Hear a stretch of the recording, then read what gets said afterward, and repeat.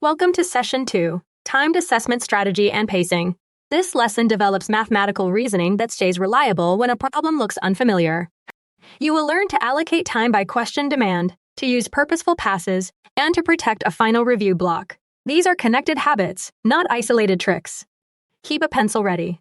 We will build a mental model, use a repeatable method, solve a demanding example, diagnose an error, and finish with an independent checkpoint.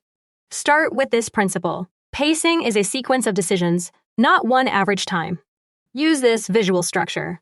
Pass 1, capture. Pass 2, reframe. Pass 3, verify. Read every symbol and label before calculating. The first goal is to allocate time by question demand. Connected to the second goal, use purposeful passes. Correct calculation begins with correct interpretation. When the surface details change, search for the same relationship underneath. Transfer means choosing the structure from evidence rather than waiting for a familiar-looking example. Step 1. Capture direct setups first. State the target and preserve its units or conditions. Step 2. Flag stalled work with a specific return note. Use a separate line so signs, factors, and labels remain visible. Step 3. Revisit using a different representation. Keep the reasoning efficient, but never skip an operation that could hide an error. Step 4. Use review time on high-risk answers.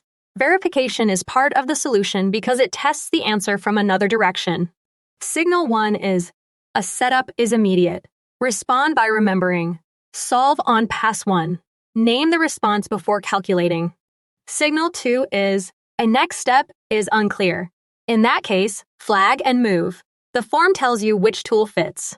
Signal 3 is, time remains after coverage. Remember, review by risk. This separates plausible work from valid reasoning. If you cannot name the signal, pause and classify. A deliberate choice of method is usually faster than repairing a rushed setup. Here is the challenge. A learner is at question 26 with 54 minutes elapsed. If the planned checkpoint was 61 minutes, what is true? Restate what is requested before touching the choices. The first move is, capture direct setups first. Apply it directly to the quantities and conditions in this problem. Now use the core reasoning. 61 minus 54 equals 7, so the checkpoint was reached 7 minutes early. Keep each equality, comparison, or unit conversion visible. Pause for a midpoint audit. Check copied values, signs, units, restrictions, and whether the current result is the requested quantity or only an intermediate value. Continue by applying this control. Revisit using a different representation. The explanation supports one option without relying on its position. The mathematical conclusion is, the learner is 7 minutes ahead of that checkpoint. State it with any required units, interval notation, or restrictions. The final answer is, the learner is 7 minutes ahead of that checkpoint. Compare it with the exact target and reject any choice that represents a common intermediate step. Verify from another direction. Compare the clock with planned checkpoints, not every item. The check should use evidence independent of the original calculation whenever possible. Try this checkpoint without copying the example. Why is an average of 2.2 minutes not a strict limit for every question? Decide which mathematical fact controls the answer. Pause and write one line of reasoning before committing. A visible decision is easier to inspect, explain, and correct than an unsupported guess. F-focused hint. Pacing is managed across the section rather than enforced identically item by item. Use the hint to repair the setup, then finish the reasoning yourself. The accepted answer is, fast items can create time for slower multi-minus step items. Explain why it works, and name the earliest line that would reveal a likely error. The central message is to allocate time by question demand.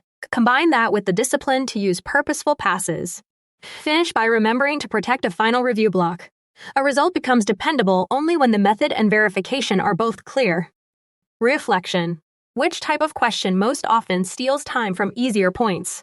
Name the exact point where an incorrect path would first become visible. Practice one fresh problem for 12 timed mixed minutes. Keep the work readable, verify independently, and carry the routine into the next session.